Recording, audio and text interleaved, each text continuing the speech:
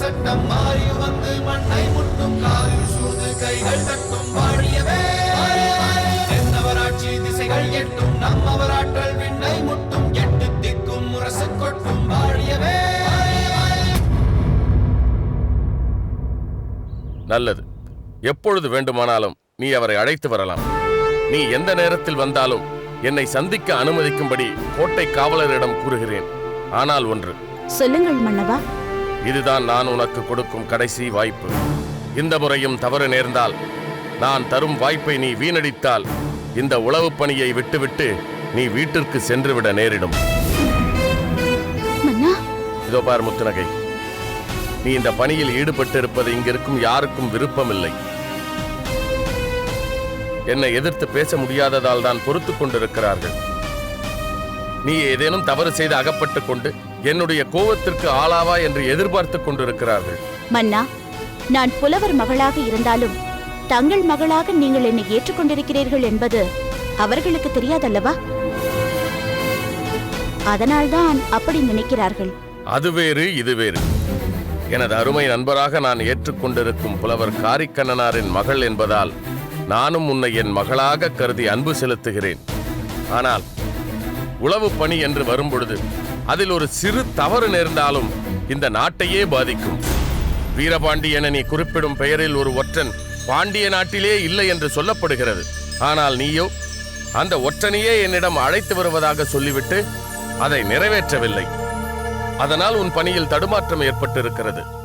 இந்த முறையும் அப்படி நடந்தால் உன்னை வீட்டிற்கு அனுப்புவதை தவிர வேறு வழியே இல்லை. மன்னா, எவராக இருந்தாலும் அவரது பணிகளில் சில நேரங்களில் இடையூறு ஏற்படுவது இயல்புதானே. அப்படித்தான் அந்த வீரபாண்டிக்கும் இங்கு வர முடியாத அளவிற்கு ஏதோ ஒரு சங்கடம் நேர்ந்து விட்டது. இந்த முறை அது போன்ற தவறு ஒருபோதும் நேராது. நீ அந்த வீரபாண்டி மீது வைத்திருக்கும் நம்பிக்கையை நான் மதிக்கிறேன். அதற்காகவே நாளை நீ எந்த நேரத்தில் வேண்டுமானாலும் அவரை அழைத்து வரலாம் என்று அனுமதி வழங்குகிறேன். இந்த முறை ஏதேனும் தவறு நேர்ந்தால், அது அவனால் நேர்ந்தாலும் சரி, உன்னால் நேர்ந்தாலும் சரி, நான் சொன்ன முடிவில் எந்த மாற்றமும் இல்லை. நீ உன் தந்தை வீட்டிற்கு செல்வதை தவிர வேறு வழியே இல்லை. அதை நான் ஏற்றுக்கொள்கிறேன் மன்னா. நீ போகலாம். வருகிறேன் மன்னா.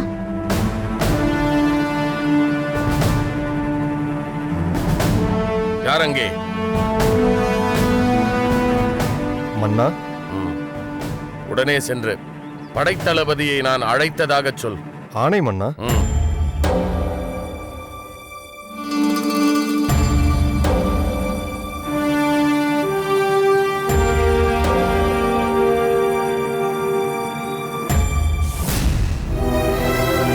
இதுதான் தாங்கள் அமைச்சர் பதவி வகிக்கும் லட்சணமா? எவ்வளவு பெரிய விபரீதம் நடந்திருக்கிறது. உங்கள் பாதுகாப்பில் இருந்த ஒரு சிறை கைதி உங்கள் கண்ணில் எல்லாம் மண்ணை தூவிவிட்டு சிறையிலிருந்து தப்பிச் சென்றிருக்கிறானே, அது உங்கள் குறை இல்லையா? நீங்கள் மெத்தனமாக இருந்துவிட்டு அடுத்தவன் மீது பழி போடுகிறீர்களா? வைத்தியன் மீதெல்லாம் சந்தேகப்படுவதென்றால் என் மனைவிக்கு வைத்தியம் பார்ப்பதையே நிறுத்திவிட வேண்டியதுதான். நீங்கள் உங்கள் கடமையில் கண்ணாக இருந்து யாரும் சிறைச்சாலை பகுதிக்கு போகாமல் பார்த்துக் கொள்ளுங்கள். அதுதான் நீங்கள் ஏற்றிருக்கும் வேளிர்களின் அமைச்சர் என்ற பதவிக்கு சிறப்பை தரும். அமைச்சர் பெருமானே. வா வருமா. என்ன வயிற்று? எதை பற்றி கேட்கிறாய்? எனக்கு தெரிந்து நீங்கள் இதுவரை இவ்வளவு சோர்வாக இருந்ததில்லையே. இன்று உங்கள் முகத்தில் காணும் வேதனையை இதுவரை நான் பார்த்ததே இல்லையே. எங்கள் அமைச்சர் செந்தலையாரா இப்படி இருக்கிறார் என்று அதிர்ச்சியாக இருக்கிறது. விருமா, பேசாமல் இந்த அமைச்சர் பதவியே வேண்டாம் என்று யோசிக்கிறேன். இது என்ன விபரீதம்? தாங்களா இப்படி பேசுவது? இந்த வயதில் பேரன் பேத்திகளை கொஞ்சிக் கொண்டு ஏதோ ஒரு கிராமத்தில் இருக்க வேண்டிய நான் எதற்காக இந்த காட்டில் வந்து வாழ்ந்து கொண்டு காய்கனிகளை உண்டு கொண்டு இப்படி அவமானப்பட வேண்டும்? அவமதிப்பதா? உங்களையா? அந்த அளவிற்கு துணிச்சல் இங்கு யாருக்கு இருக்கிறது? மாமன்னருக்கு தெரிந்தால் அவர்களை அதே இடத்தில் கண்டந்துண்டமாக வெட்டி போட்டிருப்பார். என்னை அவமதித்ததே அவர்தானே.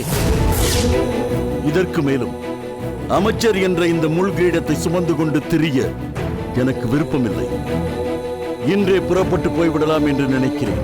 நீங்களே இந்த அளவிற்கு மனமுடைந்து பேசுகிறீர்கள் என்றால் ஏதோ நடக்கக்கூடாதது நடந்திருக்கிறது. என்னிடம் சொல்லலாம் என்றால் சொல்லுங்கள். எனக்கு சேவை செய்வதையே பெரிய பேராக கருதிய கொடுங்கோலுக்கு பிறகு அந்த அளவுக்கு அன்பு செலுத்துபவன் நீதான் விருமா. அதனால் உன்னிடம் சொல்லாமல் வேறு யாரிடம் சொல்லப் போகிறேன்? செழியனை தப்பிக்க விட்டதற்காக என்னிடம் கடுமையாக பேசிவிட்டார் மன்னர்.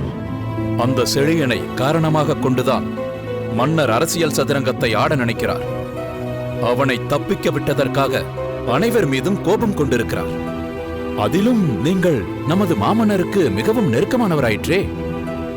உரிமையுள்ள இடத்தில்தானே தங்கள் கோபத்தை அதிகமாக காண்பிக்க முடியும். அதற்காக வருந்தாதீர்கள் அமைச்சர் பெருமானே. அதற்காக நான் வருந்தவில்லை விருமா. அதற்கு காரணம் யாராக இருக்க முடியும் என்று சொன்னதை ஏற்றுக்கொள்ளவே மறுத்துவிட்டார். வைத்தியன் முத்துமேல்தான் சந்தேகம் என்பதை இறுதி வரை அவர் ஒப்புக்கொள்ளவே இல்லை. மூலிகையின் காரணமாகத்தான் இந்த நிகழ்ச்சி நடந்திருக்கிறது என்று சொன்னால் அந்த பேச்சையே பொருட்படுத்தாமல் ஏதோ அவன் ஒருவன் இருந்து என் மனைவிக்கு மருத்துவம் பார்ப்பது பிடிக்கவில்லையா என்று சம்பந்தமே இல்லாமல் பேசுகிறார். அவர் விருப்பத்திற்கு தவறான ஒருவனை இங்கு வந்து தங்க வைத்துவிட்டு மூலிகை பறிக்கப் போகிறேன் என்ற பெயரில் வேண்டிய போதெல்லாம் அவன் வெளியே சென்று வரும் சந்தர்ப்பத்தையும் ஏற்படுத்தி தந்துவிட்டு சிறைச்சாலை பக்கம் அவன் நடமாடுகிறான் என்பதையும் காதில் வாங்காமல் அலட்சியம் செய்துவிட்டு ஏன் அந்த செழியனை தப்ப விட்டீர்கள் என்று நம்மையே கேட்கிறார். உங்களுக்கு நினைவிருக்கிறதா அமைச்சர் பெருமானே? கொடுங்கோல் மரணத்திற்கு பிறகும் அந்த வைத்தியனை சந்தேகிப்பதற்கு காரணங்கள் இருந்தன. அதை நான் மன்னரிடம் கூறியபோது என்னை கடுமையாக பேசிவிட்டார். அதை பற்றி நான் உங்களிடம் சொன்னபோது தாங்கள் கூட என் மீது கோபம் கொண்டீர்கள். நீ சொல்வது உண்மைதான் விரும்பு. அந்த வைத்தியன் மேல் ஏன் அவருக்கு இத்தனை கரிசனம் என்று புரியவில்லை. அதற்காக நாம் இதை அப்படியே விட்டுவிட முடியாது. இனி நாம் ஒவ்வொருவரும் தனித்தனியாக அந்த வைத்தியனை கண்காணிப்போம். காட்டில் அவன் எங்கு சென்றாலும் பின்தொடர்ந்து செல்வோம். ஏதோ ஒரு கட்டத்தில் கையும் களவுமாக நம்மிடம் பிடிபடாமலா போய்விடுவான் அந்த வைத்தியன். அப்போது இதோ அந்த குற்றவாளி என்று ஆதாரத்தோடு கொண்டு போய் நிறுத்துவோம். அவ்வாறே செய்வோம். எலி தன் வலைக்குள் எத்தனை நாள் தான் இருக்க முடியும்? எப்படியும் வெளிப்படத்தானே வேண்டும்.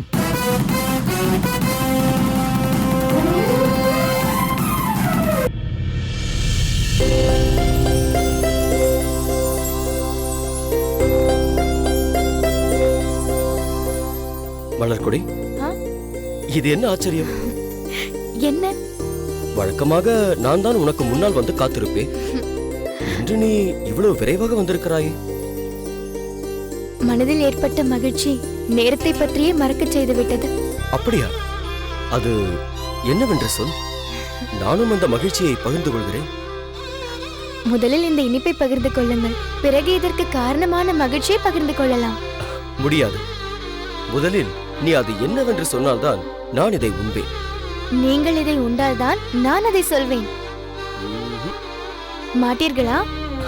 மாட்டேன்.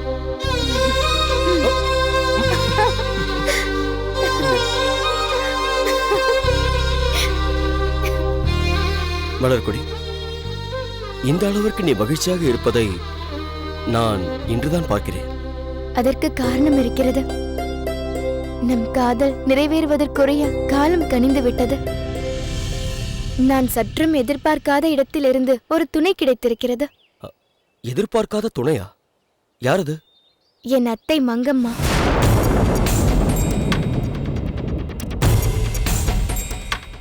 என்ன, ஏன் உங்கள் முகம் மாறிவிட்டது? எதை பற்றி சிந்திக்கிறீர்கள்? மலர்கொடி, உன் அத்தை மங்கம்மாவை பற்றி நான் இங்கு வந்து சில நாட்களிலேயே நன்றாக அறிந்து கொண்டேன்.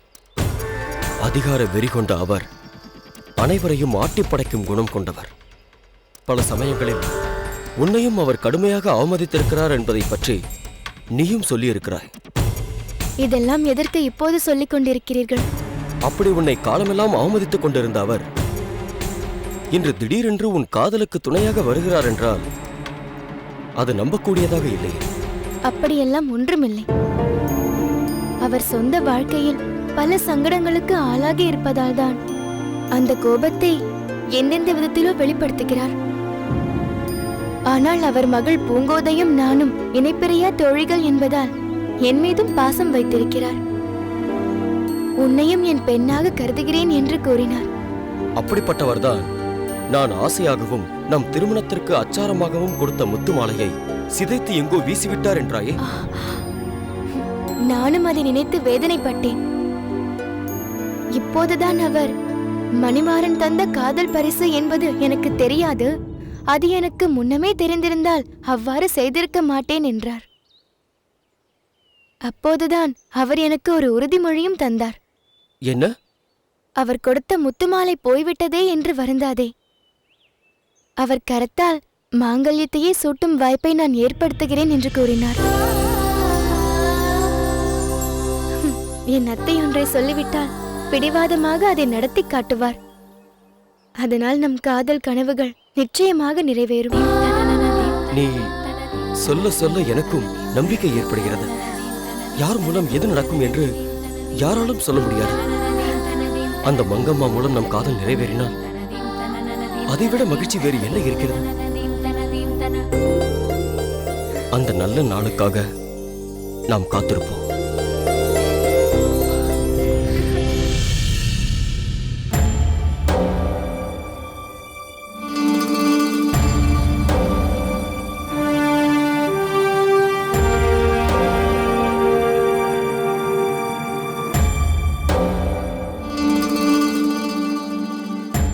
வாழ்க மாமன்னர்.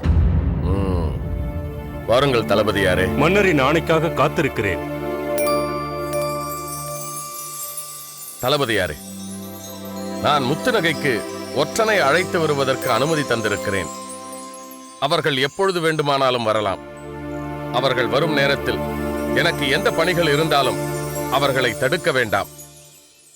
நமது பணியை சற்று தள்ளி வைத்துவிட்டு ஒற்றனை அவசியம் சந்திக்க வேண்டியிருக்கிறது.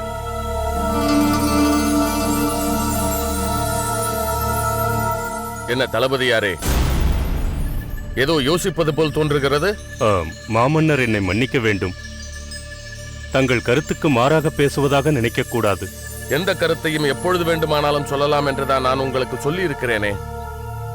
தாங்கள் எதை சொன்னாலும் எனது நன்மைக்காகவும் நாட்டின் நன்மைக்காகவும் தானே சொல்லப் போகிறீர்கள்.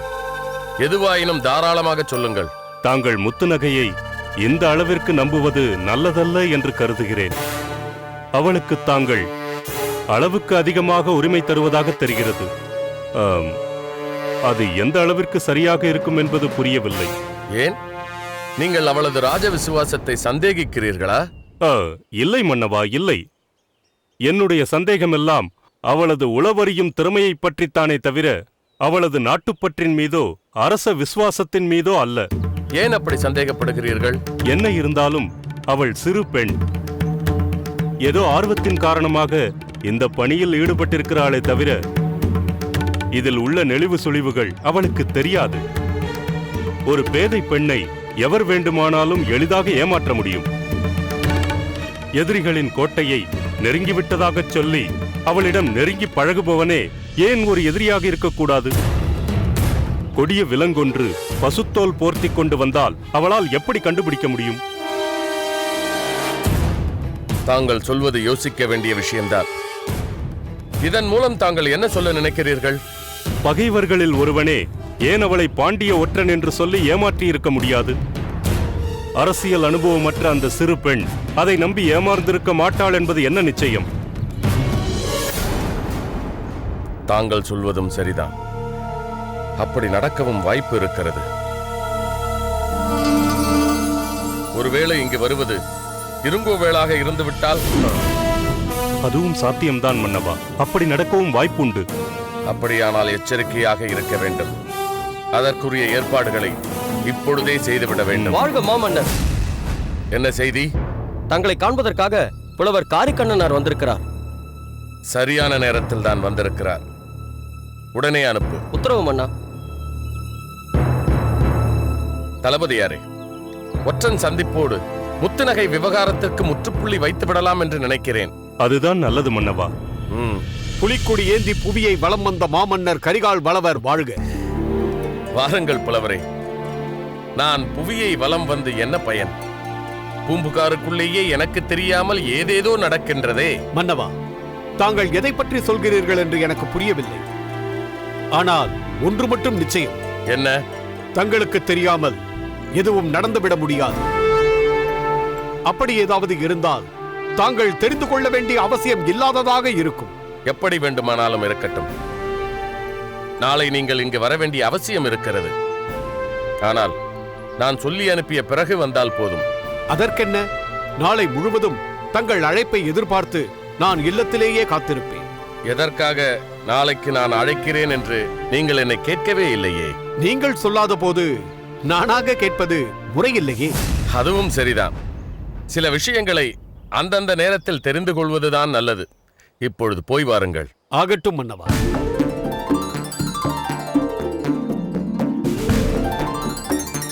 தளபதியாரே, நான் சொன்னபடி நடந்து கொள்ளுங்கள்.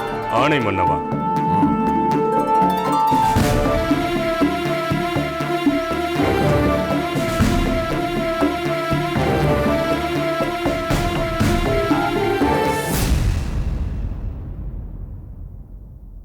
தாமரை, நாம் சந்தித்த அந்த நாளை மறந்துவிட்டாயா?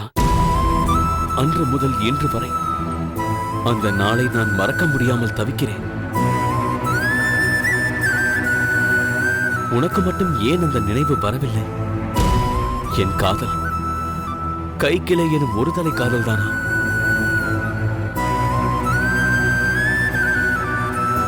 உன் மனதில் அதன் எதிரொலி எழவில்லையா? நான் உன்னை இழந்து விடுவேனா?